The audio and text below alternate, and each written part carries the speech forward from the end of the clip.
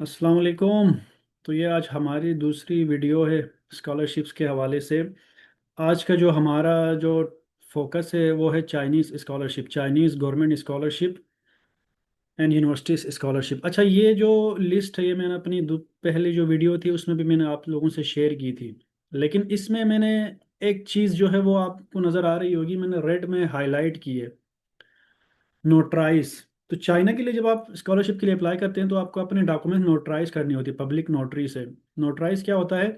आपको अपनी जो मार्कशीट्स और डिग्री है ना, वो आपको किसी भी स्टाम्प पेपर वाले के पास आप जब जाते हैं तो वहाँ पे जो है पब्लिक नोटरी वो कुछ स्टेम्प्स लगाता है। ओरिजिनल पे नहीं करवानी होती है, आप कलर कॉपी करवा लो और उसको जो है वहाँ से पब्लिक नोटरी कर दो, उसको बोल दो तो वो पब्लिक नोटरी करके देता है। तो क्योंकि चाइना में जब आप अप्लाई करते हो तो ऑनलाइन जो है आप जब डॉक्यूमेंट्स सबमिट करवाते हो यूनिवर्सिटी के पोर्टल पे, तो वहाँ पे वो नोटराइज डॉक्यूमेंट्स मांगते हैं। तो ये डिफरेंस है दूसरे कंट्रीज़ के मुकाबले में। तो बाकी ये डॉक्यूमेंट्स लिस्ट मैंने प्रीवियस वाली ही यहाँ पे आपको बता दी है, बाकी तकरीबन जो डिपार्टमेंट वो डॉक्यूमेंट्स हैं वो सारे सेम ही है। अच्छा, तो चाइनीज़ गवर्नमेंट स्कॉलरशिप जिसको शॉर्ट फॉर्म में CSC भी बोलते हैं, and university funded scholarships. China के अंदर जो मेन स्कॉलरशिप होती है वो चाइनीज़ गवर्नमेंट स्कॉलरशिप होती है, जो कि गवर्नमेंट प्रोवाइड करती है, चाइना की गवर्नमेंट। और कुछ यूनिवर्सिटीज़ फंडेड स्कॉलरशिप्स भी होती हैं। बाज़ दफ़ा ये होता है कि अगर CSC में बहुत सारे लोगों ने अप्लाई किया है तो उसमें से जो है वो ये लोग क्या करते हैं, जो CSC के बाद जो बच जाते हैं उनको ऑफर करते हैं कुछ और स्कॉलरशिप, जैसे प्रेसिडेंशियल स्कॉलरशिप होती है, कुछ यूनिवर्सिटीज स्कॉलरशिप होती हैं। तो इस तरह हो जाता है। अच्छा, चाइना के अंदर जो स्कॉलरशिप है वो बहुत अच्छी स्कॉलरशिप्स होती हैं, आपके अपने जो एक्सपेंसेस वगैरह निकल जाते हैं और सेविंग भी हो जाती हैं। इसमें जो मेन जो स्कॉलरशिप्स हैं वो तीन तरह के हैं। चाइनीज़ गवर्नमेंट स्कॉलरशिप जिसको CSC जो चाइनीज़ स्कॉलरशिप काउंसिल है वो डील करती है। सेकेंडली जो है यूनिवर्सिटी स्कॉलरशिप्स होती हैं जो कि मेरिट बेस पे होती है या इंस्टीट्यूशनल बेस पे होती हैं। थर्ड जो है कुछ पार्शियली फंडेड स्कॉलरशिप्स भी होती हैं जो हम आगे जाके अब डिस्कस करेंगे। तो चाइनीज़ गवर्नमेंट स्कॉलरशिप जो है वो, ये चाइनीज़ स्कॉलरशिप काउंसिल जो है वो इसको डील करती है under the ministry of education. ये what is the aim behind this scholarships to promote cultural and academic exchange. तो वो अपने कल्चर को प्रमोट करते हैं और एकेडमिक जो एक्सचेंज है उसको ये लोग वो करते हैं। अच्छा, तो इसके अंदर चाइना के अंदर ऑलमोस्ट 279 यूनिवर्सिटीज़ हैं थ्रू आउट चाइना, जिनमें ये चाइना स्कॉलरशिप काउंसिल जो है वो CSC स्कॉलरशिप ऑफर करती है। तो 279 जो यूनिवर्सिटीज़ हैं वो प्रोवाइड करती हैं ये स्कॉलरशिप्स। तो CSC स्कॉलरशिप तीन तरह की होती हैं, टाइप A, टाइप B और टाइप C। टाइप C जो है वो बहुत कम, ये पार्शियली फंडेड होती है तो इसको हम ज़्यादा फोकस नहीं करेंगे, और हमारा जो मेन फोकस होगा वो टाइप B होगा। टाइप ए जो है वो बायलेटरल प्रोग्राम होता है। ये जो टाइप ए स्कॉलरशिप है CSC की, ये चाइनीज एम्बेसीज या फिर गवर्नमेंट जो है वो कुछ एजेंसीज को ये क्या कहते हैं स्कॉलरशिप को प्रोवाइड करते हैं कि वो सेलेक्ट करें डिफरेंट कंट्रीज के अंदर। जैसे पाकिस्तान के अंदर जो है वो हमारे पास HSC है, तो ये HSC के थ्रू होता है टाइप ए वाला। HSC क्या करती है, पहले एक टेस्ट लेती है, हेड टेस्ट, आप लोगों ने नाम सुना होगा। PhD और MPhil के लिए हेड टेस्ट लेते हैं वो, सही है। तो वो टेस्ट में जो मेरिट पे आते हैं उनको उनके मेरिट के बेस पे फिर वो एक लिस्ट प्रोवाइड करते हैं जिसमें डिफरेंट जो है वो स्टूडेंट्स के नाम होते हैं। अब वो नाम जो है वो चाइना गवर्नमेंट को शेयर करते हैं। तो वहाँ से फिर जो है ना, आप जब अप्लाई करते हो ना इस स्कॉलरशिप के लिए HSC की वेबसाइट पे, आपको किसी स्पेसिफिक यूनिवर्सिटी सेलेक्ट करनी होती है। तो अब क्या करती है, जब आप अगर मेरिट पे आ गए तो आपकी जो लिस्ट है वो जो HSC है वो चाइनीज उस यूनिवर्सिटी को फॉरवर्ड करती है, तो वो फिर आपकी इंटरव्यू कंडक्ट करती है। एक दफ़ा शॉर्ट लिस्ट आप हो गए HSC से तो 90% आपका काम हो जाता है। तो फिर वो चाइनीज़ गवर्नमेंट, वो चाइनीज़ जो यूनिवर्सिटीज़ हैं वो बाज़ दफ़ा इंटरव्यू लेती है, उसके बाद आपके जो है वो वहाँ से आपका एडमिशन लेटर आता है और अपना वीज़ा प्रोसेस करते हैं। सेकंड जो है वो चाइनीज़ यूनिवर्सिटी प्रोग्राम, ये जो टाइप B है, ये चाइनीज़ यूनिवर्सिटीज़ में हमें डायरेक्टली अप्लाई करना होता है और उसके साथ साथ हमें जो CSC का जो मेन पोर्टल है उसमें भी अप्लाई करना होता है। तो ये हमें खुद करना होता है, इसमें HSC का कोई इंटरफेरेंस नहीं होता है। थर्ड जो है वो चाइनीज़ यूनिवर्सिटी प्रोग्राम होता है जिसको टाइप C भी कहते हैं, सही है। तो ये ऑलरेडी जो चाइना में होते हैं उन स्टूडेंट्स के लिए होता है आफ्टर फर्स्ट ईयर। तो ये पार्शियली फंडेड स्कॉलरशिप्स होती है। तो हमारा जो मेन फोकस होगा यहाँ पे टाइप B पे होगा। तो इसके लिए सबसे पहले तो एप्लीकेशन फॉर्म होता है जो CSC है, चाइनीज स्कॉलरशिप काउंसिल, उसकी जो वेबसाइट है वहाँ पे आपको जाके जो है वो एप्लीकेशन फॉर्म फिल करना पड़ता है। सही है। वो एप्लीकेशन फॉर्म जब फिल करते हैं तो वहाँ पे एक चीज़ देख लेना, एजेंसी नंबर। तो एजेंसी नंबर हर यूनिवर्सिटी का एक अपना नंबर होता है, वो आपको यूनिवर्सिटी की वेबसाइट पे भी मिल जाएगा, ऑनलाइन भी आप सर्च करेंगे तो आपको मिल जाएगा। तो जब आप फॉर्म फिल करते हैं सीएससी के पोर्टल पे, तो आपको जो है वो सीएससी के पोर्टल पे जब आप फिर फॉर्म फिल करते हैं ना, तो वो एजेंसी नंबर आपको वहाँ मेंशन करना होता है कि मैं इस यूनिवर्सिटी में अप्लाई कर रहा हूँ, वो विथ यूनिवर्सिटी नेम। तो आफ्टर जब आप फॉर्म फिल करते हैं तो उस फॉर्म को जो है वो पीडीएफ निकाल के वो जब आप यूनिवर्सिटी के पोर्टल पे अप्लाई करते हैं, वहाँ पे ये फॉर्म भी सबमिट करवाना होता है।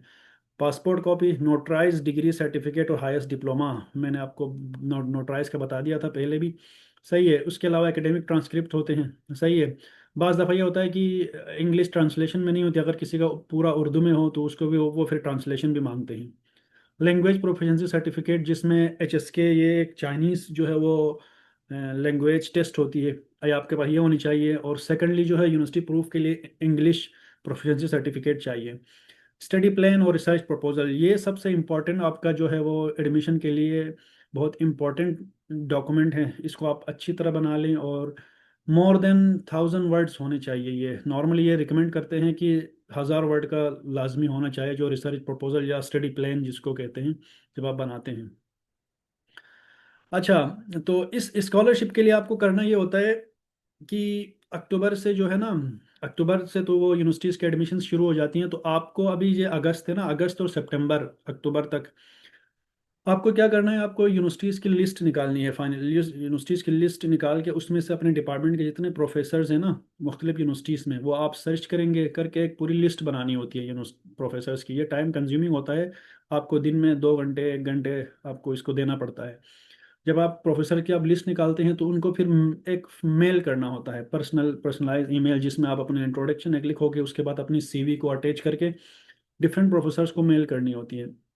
मेल की जो टाइमिंग होती है वो, चाइना जो है हमसे 3 घंटे जो है वो आगे होता है चाइनीज़ टाइम। तो आप अपने हिसाब से देख लेना, रात में लेट नाइट अगर करोगे तो अच्छा है, क्योंकि सुबह के टाइम पे चाइनीज़ जब प्रोफेसर जब यूनिवर्सिटी में जाते हैं तो वो अपने मेल्स वगैरह चेक करते हैं, तो आपको फिर रिप्लाई करेंगे।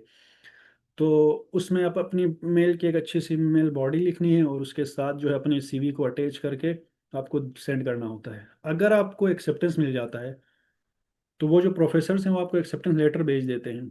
तो अगर एक्सेप्टेंस लेटर भेज दिए तो फिर आपको जब आप अप्लाई करोगे सीएससी के पोर्टल पे या यूनिवर्सिटी के पोर्टल पे, तो आपको सुपरवाइज़र का नाम मेंशन करना होता है।